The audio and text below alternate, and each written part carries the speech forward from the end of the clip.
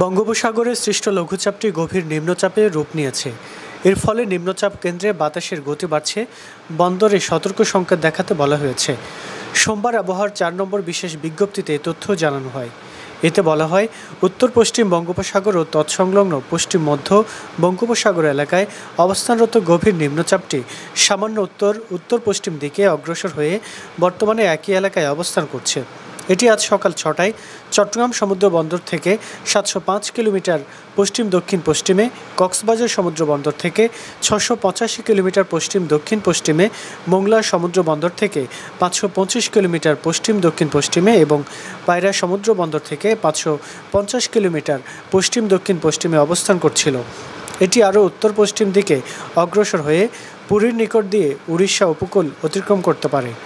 গভীর নিম্নচাপের প্রভাবে উত্তর বঙ্গোপসাগর এলাকায় বায়ুচাপের তারতম্যের আধিক্য বিরাজ করছে।